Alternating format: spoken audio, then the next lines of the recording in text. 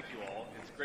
It's great to be here this morning, and I hope you guys are having a successful conference. I will say there is a certain irony in speaking on the topic of religious liberty because my 7-year-old who is not in school today was forced to come to work with his dad and feels that his liberties are being threatened at this very moment. So he's backstage, probably not watching the speech, hopefully watching cartoons, but I appreciate you all having me. And I want to give a special note of thanks, of course, to Ambassador Sam Brownback, my dear friend, to Katrina Lantos-Sweat, Peter Burns, and other faith leaders, government officials, and of course many survivors of religious persecution. Thank you all for convening and participating in this summit, which is on a topic whose importance unfortunately grows with each passing moment, and hopefully our new administration can help.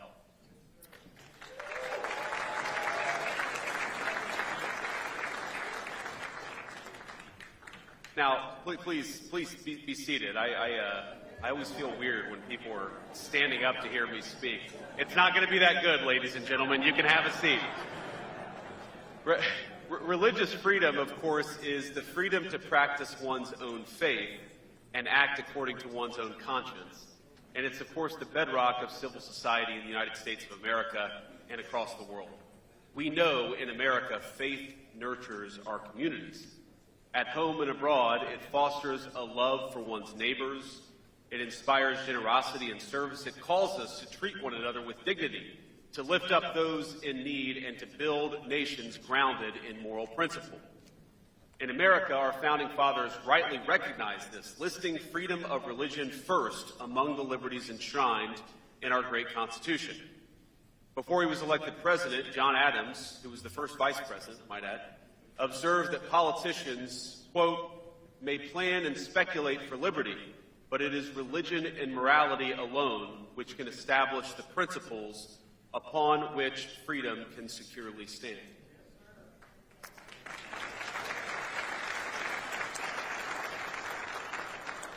Now, of course, that's an important lesson for any lawmaker in this room, but for all of us in this room. But I'm here this morning in part to reflect not only on the words of our founders, but especially on those of their own intellectual forebears, the church fathers of classical Christianity, to which we owe the very notion of religious liberty. And I know we have people of every faith here, but it is, I think, a conceit of modern society that religious liberty is a liberal concept, but we know that religious freedom flows from concepts central to the Christian faith in particular, the free will of human beings and the essential dignity of all peoples.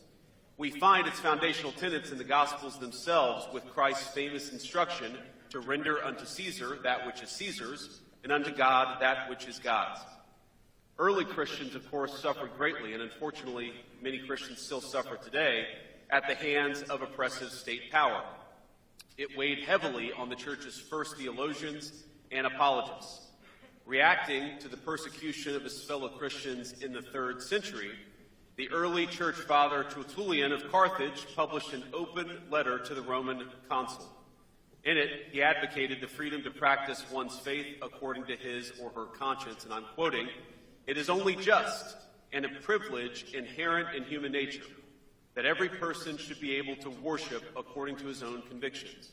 The religious practice of one person neither harms nor helps another. It is not part of religion to coerce religious practice, for it is by choice, not coercion, that we should be led to religion," end quote. Now, perhaps unsurprisingly, it was the same church father who is credited with first coining the phrase religious liberty. Decades later, another Christian apologist would go on to advise Emperor Constantine, quote, "Religion cannot be imposed by force. The matter must be carried on by words rather than by blows." And of course, this line of thought runs from the early church fathers to now the modern era, where we recognize that we can't force our faith on anybody. America's founders recognized that their own writings was in dialogue with these philosophical predecessors. In his personal correspondence, Adams himself made references to both Tertullian and other church fathers. Thomas Jefferson owned an edition of Tertullian's collected writings, which he marked up and which today sits in the Library of Congress. In fact, in a personal copy of his own Notes on the State of Virginia, Jefferson went so far as to handwrite Tertullian's quote about faith in the margins of a passage on religious liberty. This is the legacy that has guided America's political principles from the founding to this very day. We remain the world's largest majority Christian country, and the right to religious freedom is protected by the people for everybody, whether you're a Christian, a Jew, a Muslim, or no faith at all. But religious liberty is not simply, as we all know, about legal safeguards. It is also about fostering a culture in which faith can thrive, so that men and women can fully appreciate and respect the God-given rights of their fellow citizens.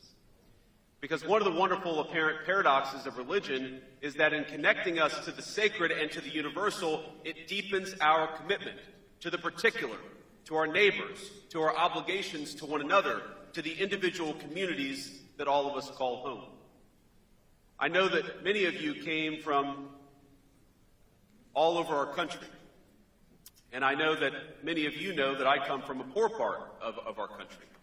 And growing up, my family and I, we were Christians, but we weren't regular churchgoers. My grandmother, who raised me, was a deeply faithful woman in her own way, but she was skeptical of institutionalized religion and rarely attended Sunday services herself. But on the occasions when we did go, whether it was with her or later with my father to his Pentecostal church in southwestern Ohio, and certainly now, as a member of my own congregation, I was always struck by what I saw. And I will tell you that my grandma once told me that in the area of eastern Kentucky where she grew up, even the Episcopalians were snake handlers. I don't know if that was true, but that was just Grandma's little spin on her own community. But think about it. Church was a place, and still is, where people of different races, different backgrounds, different walks of life came together in commitment to their shared communities and, of course, in commitment to their God. It was a place where the CEO of a company and the worker of a company stood equal before their worship of God. It was a place where people united not just in the pews but in acts of service, on mission trips, charity drives, and in rallying around one another in times of sickness or grief or, of course, in celebration of new life. Are these not the kinds of bonds and virtues that lawmakers today should strive to cultivate? Well, I'm pleased to say that they certainly were in the first Trump administration, and they will be even more so in the second Trump administration.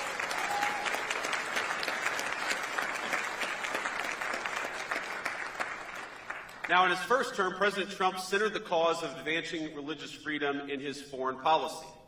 In China, across Europe, and throughout Africa and the Middle East, the first Trump administration took critical steps to protect the rights of the faithful, whether that was by rescuing pastors who are persecuted by foreign regimes, or bringing relief to the Yazidis, Christians, and other faith communities facing genocidal terror from ISIS.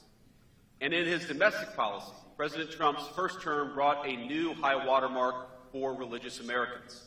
He took decisive action to defend religious liberty, combat anti-Semitism, and preserve the conscience rights of hospital workers and faith-based ministries as they provided care to their fellow Americans, and to remove barriers for religious organizations and businesses to contract with the federal government.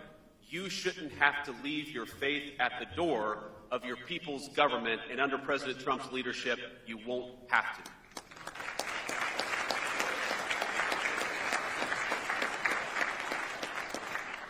Now, we are only in the third week of his second term, but I think it's safe to say we've accomplished maybe more in the last 2 weeks than a lot of administrations have in a few years.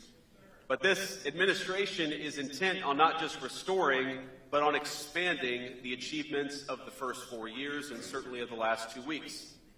And in this short period, the President has issued orders to end the weaponization of the federal government against religious Americans, pardon pro-life protesters who were unjustly imprisoned under the last administration, and importantly, stop the federal censorship used to prevent Americans from speaking their conscience and speaking their mind, whether it's in their communities or online.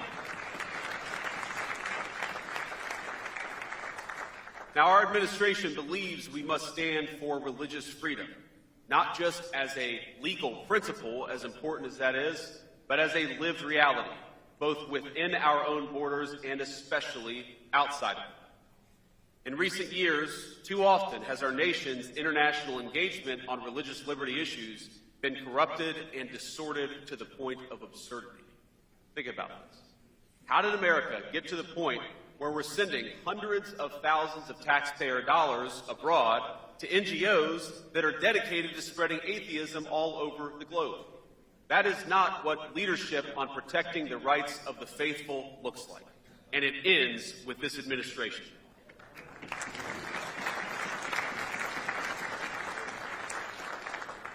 And I'd add that part of our protecting religious freedom initiatives means recognizing in our foreign policy the difference between regimes that respect religious freedom and those that do not. The United States must be able to make that distinction. We must be able to look at the catastrophes, like the plight of Iraq's Christians over the past 3 decades, and possess the moral clarity to act when something has gone wrong.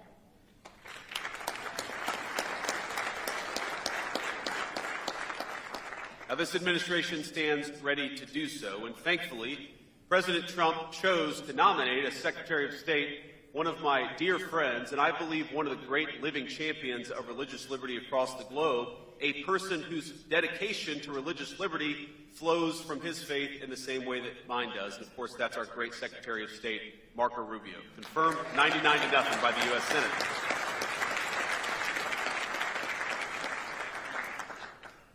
But both at home and abroad, we have much more to do to more fully secure religious liberty for all people of faith. I am grateful for the painstaking work that everyone in this room has poured into that effort.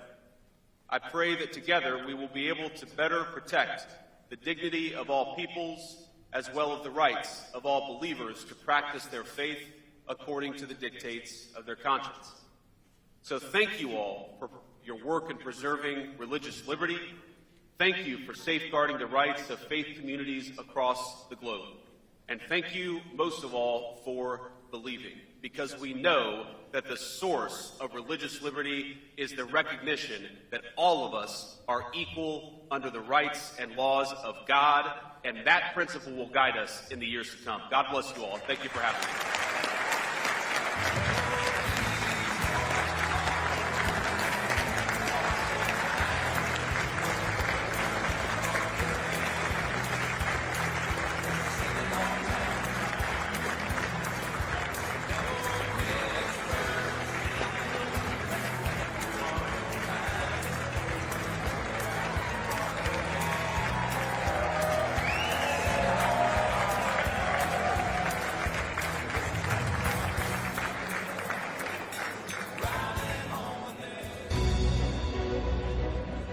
Please welcome via live stream, actor and founder of Lede Haiti, Rainn Wilson.